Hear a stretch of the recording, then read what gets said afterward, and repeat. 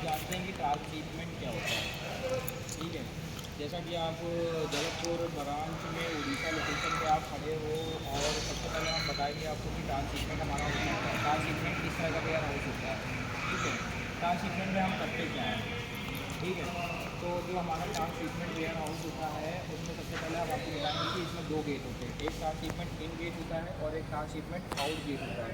Transshipment इन gate में क्या होता है कि हमारे पास जितने भी पार्सल आते हैं, जितने भी पार्सल को हम रिसीव करते हैं, जितने भी पार्सल का हम इनबाउंड करते हैं, वो सब हमारा ट्रांसशिपमेंट इन गेट से आता है, ठीक। अब अगर हम बात करें कि ट्रांसशिपमेंट आउट गेट क्या होता है, ट्रांसशिपमेंट आउट गेट क्या होता है, ट्रांसशिपमेंट आउट गेट से हम क्या करते हैं, जो भी जो भी हमारा जो भी पार्सल की हम कनेक्टिविटी, पार्सल की जब हम कनेक्टिविटी कराते हैं तो वो हमारा जो होता है वो ट्रांसशिपमेंट आउट गेट से होता है, ठीक है। और कनेक्टिविटी कराना या पार्सल को डिस्पैच कराना, ठीक है ना, पार्सल को डिस्पैच कराना हम वो आउट गेट से करते हैं, ठीक है। अगर हम आपको दिखाएं तो अगर मैं आपको दिखाऊं तो ये जो इस साइड के गेट, इस साइड के जो आप गेट देख रहे हो, ये हमारा ट्रांसशिपमेंट इन गेट हो गया। और अगर हम इधर साइड के गेट को दिखाते हैं, ये साइड को गेट को दिखाते हैं, तो ये हमारा ट्रांसशिपमेंट आउट गेट हो गया, ठीक है। ट्रांसशिपमेंट में हम अक्सर क्या करते हैं कि जो भी हमारी लंबी दूरी के जो पार्सल्स होते हैं, जो भी लंबी दूरी के पार्सल्स होते हैं उसको हम ट्रांसशिपमेंट के माध्यम से बाहर भेजते हैं, ठीक है। जो हमारे लोकल ब्रांच, हमारे जो छोटे छोटे ब्रांच से कोई पार्सल आता है, छोटे छोटे ब्रांचों से जब कोई पार्सल हमारे पास में आता है, ठीक है, तो वो कहाँ पर आता है, वो हमारे ट्रांसशिपमेंट में आता है। तो ट्रांसशिपमेंट से हम उसको लंबी दूरी पर कनेक्ट कराते हैं उस पार्सल को। इसीलिए ट्रांसशिपमेंट का एक बहुत ही बड़ा उपयोगिता है और इसकी एक बहुत बड़ी महत्व है कि पूरे पैन इंडिया लोकेशन में, पूरे भारत की लोकेशन में आप एक ट्रांसशिपमेंट से एक कंसाइनमेंट को बड़े ही ईजी वे में एक स्थान से दूसरे स्थान पे आप भेज सकते हो। ट्रांसशिपमेंट में क्या होता है कि जो भी लंबी दूरी के पार्सल भेजे जाते हैं, लंबी दूरी के जो भी कोई पार्सल्स हमारे भेजे जाते हैं, तो ट्रांसशिपमेंट की सहायता से हम काफ़ी इजी वे में भेज पाते हैं। अगर मान लीजिए कि किसी लोकेशंस में अगर मैं एक हिसार लोकेशन की बात करूं, तो हरियाणा हिसार एक छोटा सा हमारा वहाँ पे एक वेयर हाउस है, ठीक है, छोटा सा वेयर हाउस है। अब अगर सपोज दैट उस वेयर हाउस में जो है अगर कोई पार्सल आता है, तो पहले तो वो पार्सल हमारे पास आएगा, कस्टमर हमारे पास आएगा, और वो हमारा छोटा वेयर हाउस है, वो हमारा नॉर्मल वेयर हाउस है जो सिटी के अंदर रखे जाते हैं, ठीक है ना, सिटी के अंदर रखे जाते हैं। और जो हमारे ट्रांसशिपमेंट होते हैं कोशिश की जाती है कि इनको इन रोड रखा जाए ताकि जो भी बड़े बड़े हाईवी व्हीकल्स आते हैं वो बाकायदा जो है बाई रोड आते हुए हमारे वेयर हाउस तक बड़े ही ईजी वे में आ सकें। अगर मान लीजिए कि आप किसी भी वेयर हाउस को या ट्रांसशिपमेंट को अगर आप मार्केट में बनाते हो या काफ़ी अंदर बनाते हो, तो इसमें कंडीशन ये हो जाएगी कि आपके व्हीकल्स जल्दी अंदर नहीं आ पाएंगे। और जब व्हीकल्स जल्दी अंदर नहीं हो पाएंगे तो उस केस में क्या होगा कि आप व्हीकल अंदर भी नहीं आ पाएंगे, आप मटेरियल की लोडिंग अनलोडिंग भी इसी वे में नहीं करा पाओगे। इसलिए ट्रांसशिपमेंट हमारे जो होते हैं वो एक रोड साइड में रखे जाते हैं, हाईवे साइड में रखे जाते हैं, जिससे बड़े बड़े व्हीकल्स बड़े इजी वे में हमारे तक बहुत ही ईजी तरीके से पहुंच सकें। ट्रांसशिपमेंट का मेन काम होता है कि लंबी दूरी के पार्सल को एक स्थान से दूसरे स्थान पे कनेक्ट कराना और डायरेक्ट कनेक्ट कराना। डायरेक्ट अगर कोई छोटा वेयर हाउस है, सपोज दैट कोई छोटा वेयर हाउस है और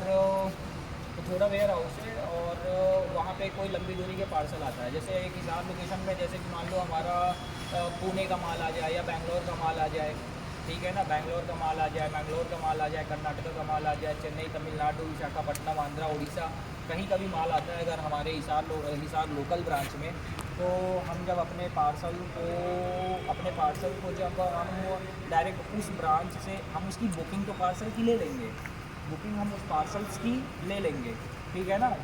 कोई भी कस्टमर आएगा, माल कहीं के लिए भी देगा, हमारा ब्रांच छोटा है, हम उसको ले लेंगे, ठीक।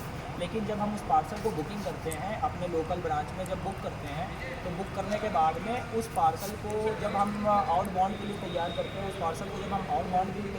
तो उसको हम किसी ट्रांसशिपमेंट में भेजते हैं।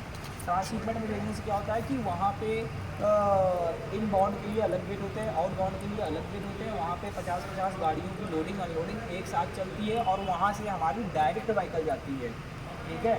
अगर मैं बात करूँ कि बैंगलोर का कोई पार्सल है, एक लोकल ब्रांच से व्हीकल डायरेक्ट नहीं जाती है, बट ट्रांसशिपमेंट से क्या होता है कि व्हीकल्स डायरेक्ट जाती है, डायरेक्ट बिल्कुल जाएगी। और सपोज दैट अगर मान लो इन केस व्हीकल डायरेक्ट नहीं जाती है, तो हम उस केस में क्या करते हैं कि एक ट्रांसशिपमेंट से माल को किसी दूसरे ट्रांसशिपमेंट में डालते हैं और उस ट्रांसशिपमेंट से फिर उसको वहाँ से उस लोकेशंस के लिए कनेक्ट कराते हैं। ये पूरा प्रोसेस जो होता है वो ट्रांसशिपमेंट कहलाता है, ठीक है।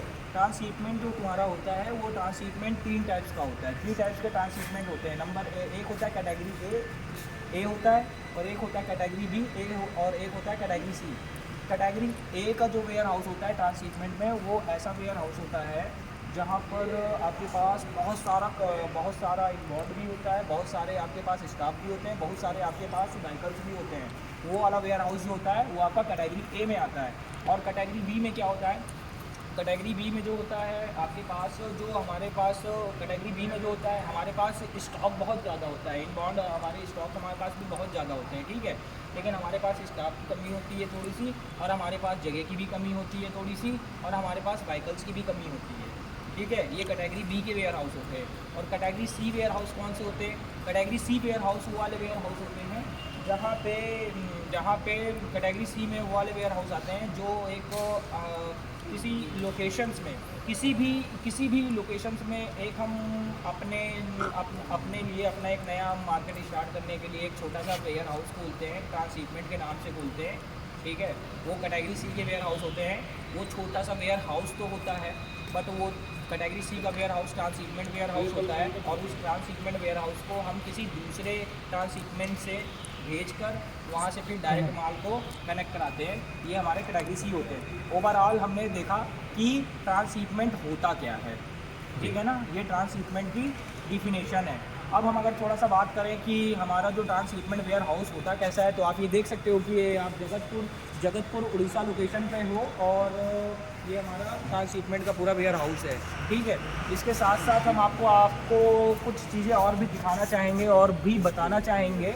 जो आप देख सकते हो कि यहाँ पे ये BBSR, ये आप देख सकते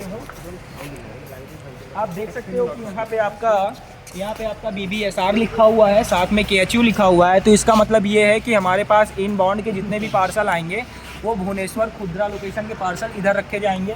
साथ में ये ANGL है, ANGL का मतलब होता है अंगुल लोकेशन के पार्सल इस लोकेशन में है रखे जाएंगे। और उधर जो आपका पारादीप है, PRDP पारादीप, इस लोकेशन का माल, पारादीप लोकेशन का माल इस लोकेशन में रखा जाएगा। उसके आगे आप देख रहे होगे कि BLS है, BLS का मतलब ये होता है बालेश्वर का माल उस लोकेशन में रखा जाएगा। पूरा BLS सामने ही लगा हुआ है आपका, ठीक है। तो पूरे जो इस साइड के जो माल आएंगे आपके भुवनेश्वर और खुदरा साइड से, तो ये सारे माल उसी लोकेशन में रखे जाएंगे।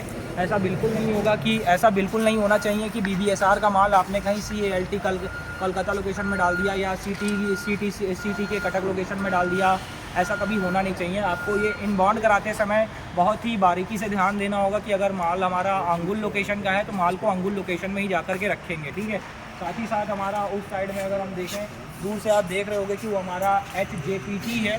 HJPT का मतलब होता है हाजीपुर लोकेशन, और ये हमारा JJPR है। JJPR का मतलब होता है हमारा जाजपुर लोकेशन। सामने हमारा BAM है, BM का मतलब होता है हमारा ब्रह्मपुर लोकेशन। CTK का मतलब है हमारा कटक लोकेशन, और उधर BEL है, BEL का मतलब होता है बेला ताली कोई लोकेशन है। तो ये सारे लोकेशंस जो हैं उसी जगह पे हमारा माल को ऐसे रखते हैं। साथ में हम आपको और भी कुछ लोकेशंस के माल दिखाना चाहेंगे कि कौन से मटेरियल को हम किस तरीके से रखते हैं। और इस साइड अगर आप आकर देखोगे तो आप पाओगे कि ये हमारा ASB का मतलब होता है असम बेली, ठीक है ना। इधर आप ASB, ये देखिए माल हमारा जा भी रहा है, आयरन का पार्ट है किसी, ठीक है ना। और साथ में इसमें देखिए पायलट भी लगा हुआ है। पायलट के माध्यम से हम माल को, मटेरियल को बहुत ही ईजी तरीके से अप एंड डाउन करवाते हैं, उसका मूवमेंट करवा पाते हैं, ठीक है ना। आपने देखा TTB टाली TTB, सॉरी नाम मुझे नहीं याद आ रहा है TTB का क्या है। और इधर आपका ASB का मतलब है चास हो गया, बोकारो हो गया, रांची हो गया, झारखंड हो गया, जमशेदपुर हो गया। इस तरीके से आपने देखा कि हमारे एक पूरे वेयर हाउस में कितने अच्छे तरीके से माल को, मटेरियल्स को इन्होंने अरेंज किया हुआ है, काफ़ी अच्छे तरीके से इन्होंने रखा हुआ है। और जिस तरह से मैं यहाँ प्रॉपर देख रहा हूँ कि हमारे यहाँ गाड़ियाँ किस तरह से इनबाउंड हो रही हैं, इन गेट से गाड़ियाँ, इन गेट पे मटेरियल्स की रिसीविंग होती है। यहाँ पे आप जो देख रहे हो, ये गेट जो देख रहे हो, ये हमारा आउटबाउंड का गेट हो गया। यहाँ पे अभी हम इसमें हम गाड़ियों की लोडिंग करेंगे, हमारा आउटबाउंड का गेट होगा। इस तरह से पूरा ट्रांसशिपमेंट आपको मैंने बताया। अगर ट्रांसशिपमेंट से रिलेटेड अगर आपको और भी कुछ पूछना है तो आप पूछ सकते हो। Okay, thank you.